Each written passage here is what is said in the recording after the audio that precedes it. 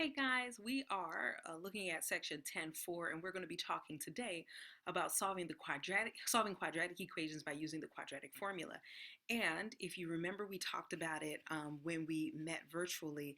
I'm going to do it again. I'm going to talk about it again because it's so important to me, and I'm going to be honest, I just like it. So we have already learned, let me go ahead and recap what we know. We already know how to solve quadratic equations by factoring, right? We've got that skill up tight. We factor, we set each of the factors equal to 0. We then figure out what would make each of those factors 0, and then boom, we're good to go. The next way that we do it is by completing the square.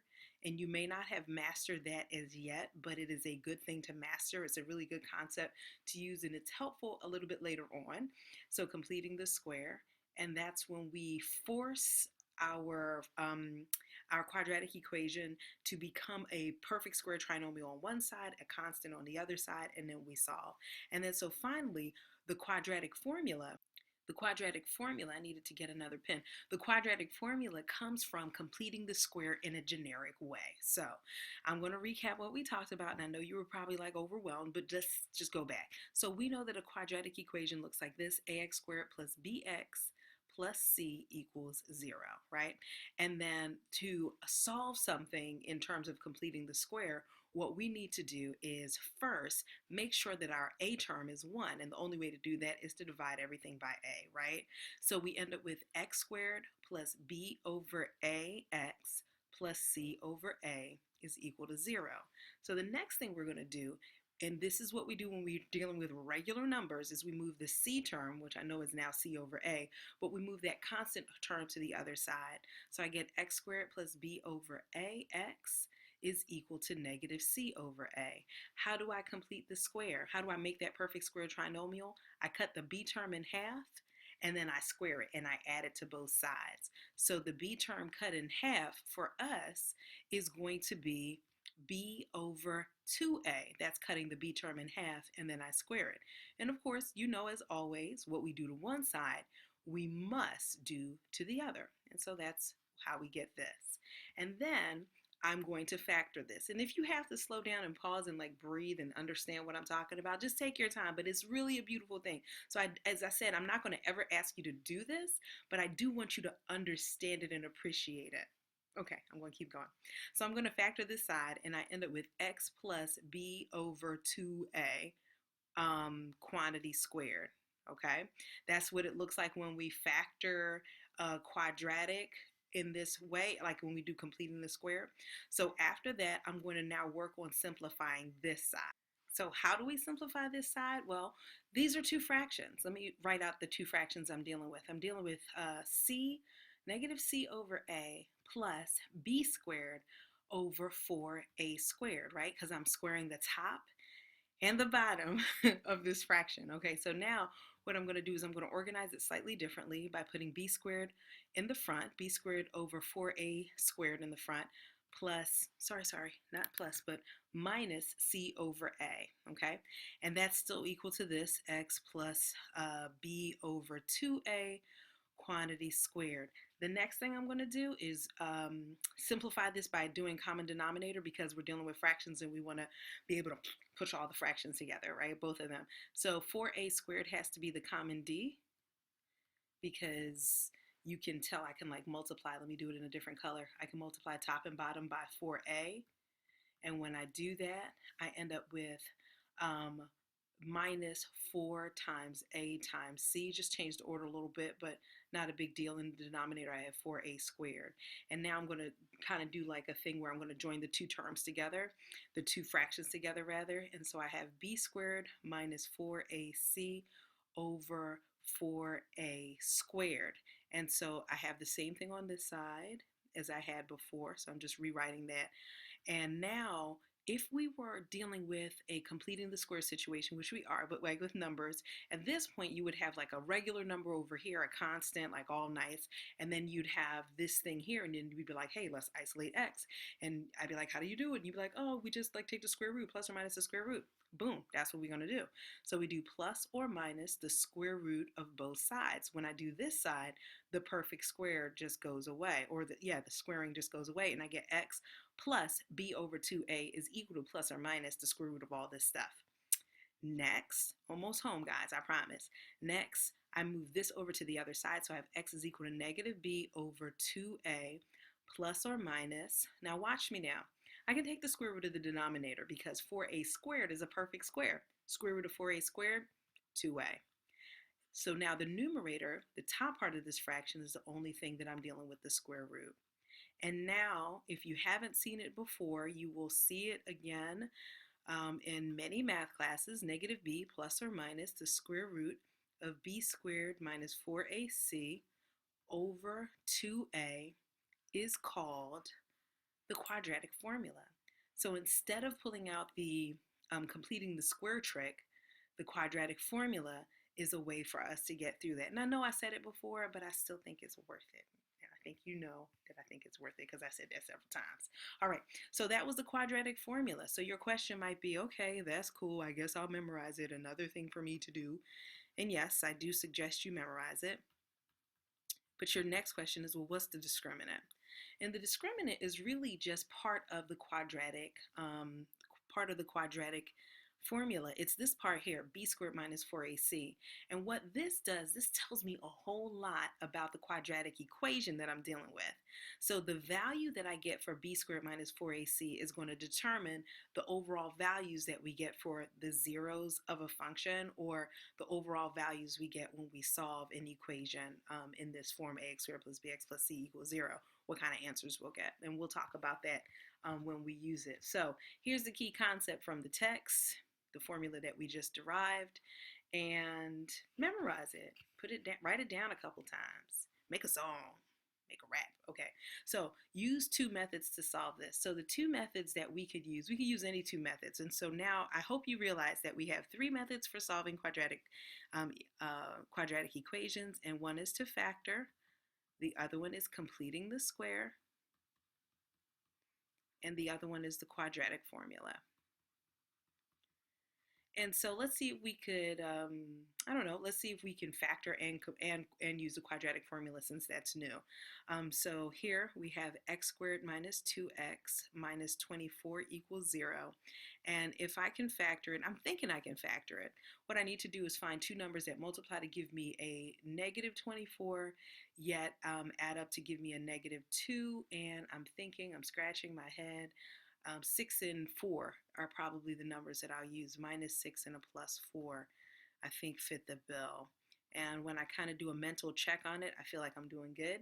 Now I'm going to set each of the factors equal to 0. So when x minus 6 is equal to 0, that's going to imply that one answer for x is 6, and the other answer for x, setting this one equal to 0, will give me negative 4. So I've solved it. Factoring, by the way, is probably the easiest way to do it, but it only gives you answers for certain problems. Completing the square and the quadratic formula are excellent for getting any answer, whether they're going to be nice factorable rational values, or whether you're going to get something else. And we'll talk about the different kinds of numbers we can get when we get answers to this. Okay, so we said we're going to do quadratic. Let's go ahead and handle it.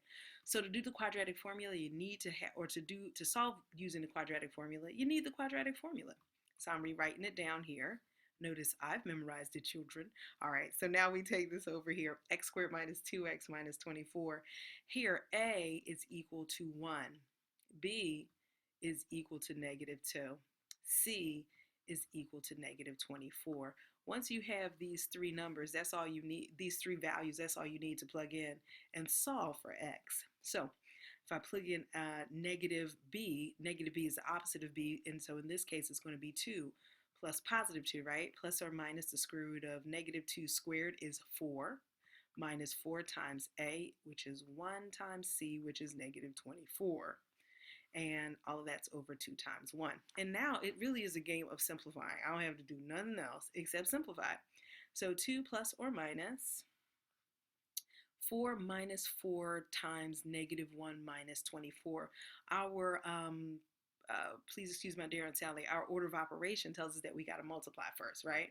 So I've got to do all this multiplication first, and I'm going to be multiplying a negative times these positives, if you want to look at it that way, but I'm subtracting it, so really it's always going to be a positive, you know what I mean? So this ends up being 4 plus, hopefully that made sense, 24 times 4 is going to be 96, so 4 plus 96 over 2. 4 plus 96 is 100, so I have 2 plus or minus the square root of 100 over 2, which I'm going this way. I know I'm so disorganized here. 2 plus or minus 10 over 2. 2 plus 10 is 12 over 2, which is 6. 2 minus 10 is negative 8 over 2, which is negative 4. Dun, dun, dun, dun. Yeah. So I know what you're thinking. You're like, this is so lame. Why are we solving this? This is ridiculous. It was so fast here. Remember, sometimes we cannot factor. And so when you can't factor, you have to use completing the square or the quadratic formula if you're interested in solving the problem. So I just wanted to show that we get the same answer, even though this wasn't necessarily the easiest method. Let's take a look at this. So here's the other type of numbers that I was talking about. Sometimes you're going to get answers that are irrational roots. And so irrational numbers, if you remember, some numbers are rational. Remember the word ratio and rational.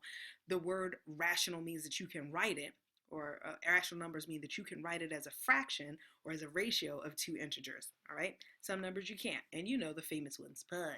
I don't know if you know e, but e's 1, and it is a number. And then the square root of pretty much anything that doesn't resolve. So the square root of 2, the square root of 3, the third root of 4.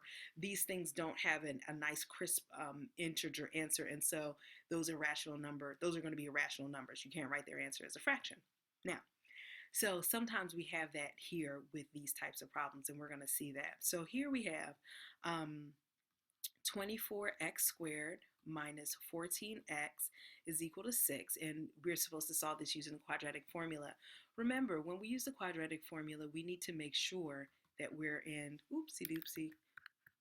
we're in this form, okay? So I need to make sure that I set my equation equal to 0. So 24x squared minus 14x minus 6 is equal to 0. See how I brought that over?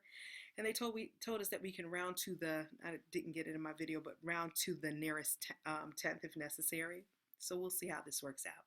So now you remember the next step. We write down the rule. X is equal to negative b plus or minus the square root of b squared minus 4ac. All of that jazz over 2a. And then I figured out what my a value, my b value, and my c value are. A is 24, b is negative 14, and c is negative 6. Now, I'll be honest with you. When I looked at that big old negative 24, I thought, I don't want to do it. And then I'm also thinking that I probably could have done something to make my life slightly easier, and that would be to factor out a GCF. If I had done that, my answer would still be exactly the same thing. It wouldn't change the value, and I'd have smaller values to deal with. But now that I chose to do it this way, I'm going to pull out a calculator to help my life out. I don't know about you, but I will. So I'm going to deal with that. And so my value here will be a negative, positive 14, right? Because it's the opposite of b. The positive 14, I don't like that plus sign there. It looks all crazy. So positive 14, that's better. Plus or minus the square root of 14 squared is 196 minus 4 times a, which is 24, times c, which is negative 6, all of that over 2a, which is 48, right? Because 2 times 24 is 48. All right, big numbers. Let's see. 14, I haven't used the calculator yet, but I'll probably be pausing for that. So 196 minus 4 times 24 is 96, and 96 times 6. Well, I know this is going to be a plus sign because I've got the negative thing kind of like the last time. So now I'm going to just take a break and go find out what 4 times 24 times negative 6 is. Okay, so I got that answer, and my value here would be 576. With that 576, I've got to do some work, and I did like plug it all into my calculator. I get 772 here over 48. 14 plus or minus the square root of 772 over 48. I'm going to have to make a second video. I'm sorry. So I'm just going to jump over here to Desmos so I can show you what the two answers are. And so these answers are called irrational because, not just because they're weird decimals, but because they literally are irrational answers.